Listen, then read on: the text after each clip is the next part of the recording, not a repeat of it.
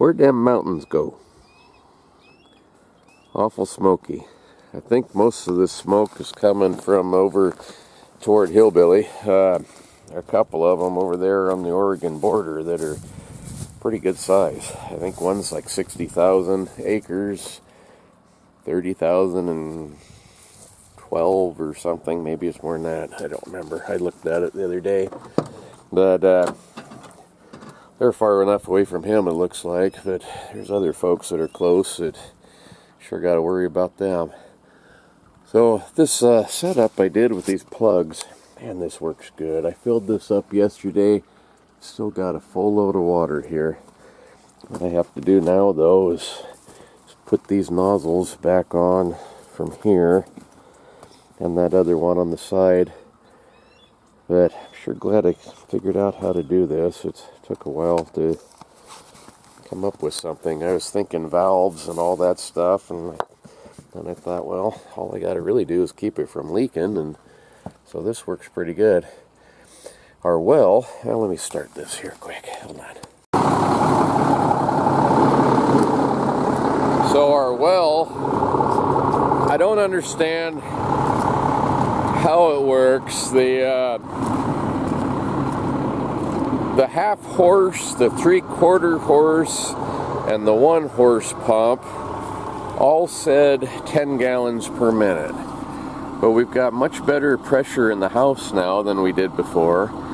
So I don't know if that's because it's a bigger pump or if that's because it wasn't pumping the way it should have been. It's just a weak pump. But you know, the pressure gauge, the pressure switch still shuts it off at 60 pounds. So I don't know how you can end up with more pressure. So, I don't know. I did switch that pressure switch though before it shut off at 50 pounds. So that might be the reason right there. But it pumps, like I said, 10 gallons per minute.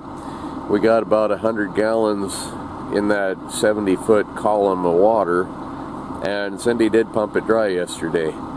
So our refill rate is not keeping up with the pump. But I think if we're careful and don't run it as long as what she did, I think it should be fine. I took a shower yesterday, and she did a load of laundry and then was watering the garden and the trees and things in the yard, and it had dropped down to 15 pounds, and that pressure switch that Patriot Preacher told me about, it did turn the pump off the way it's supposed to. So that's good. At least we're not going to burn up the new pump. And I waited about a half an hour or so and then flipped that little switch on the side and it came back on. But we didn't use any more water the rest of the day, except for toilets, you know. But that's kind of a bummer, really. But nothing I can do about that. You only got so much water coming down through the rocks and into the well, and I can't change that. So it'll work. Anyway, this morning we got that a breakaway roping clinic going on. Starts here at 9. I gotta go water and plow for that, and then again at noon. My parts came for the pickup. So in between, I think I'm gonna try to get my truck back together and have that out of the way, and then I gotta get going on all this fairground stuff. The weeds, even though we sprayed, are bad, and fair's it's less than a month away, so lots to do, not a lot of time to get it done. Anyway, go water here and plow. This arena plow got a bunch of broken springs and things. Just got done welding up some of them.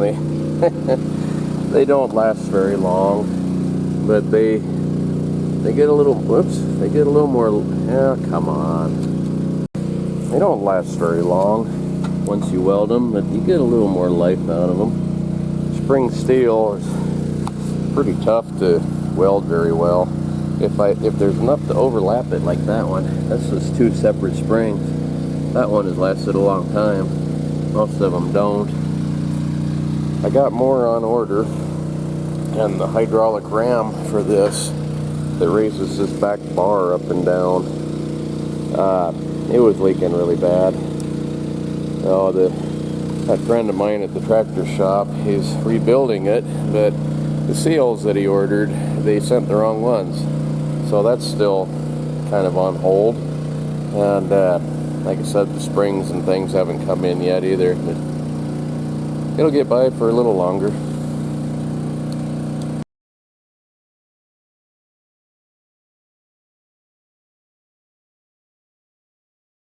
A years-long push to put Initiative Petition 28 before Oregon voters has failed for a third time. The measure, also called the Peace Act, would have banned hunting, fishing, and animal slaughter across Oregon. The campaign submitted enough signatures before the deadline, but not enough were valid. In a statement, campaign leaders said they're not done, writing, quote, 2026 will not be the year that Oregonians vote on protecting animals from being killed. They also wrote, if our campaign continues to grow, I am confident we can get this initiative on the ballot in the future. We're certainly very happy about this news and this development and this official decision.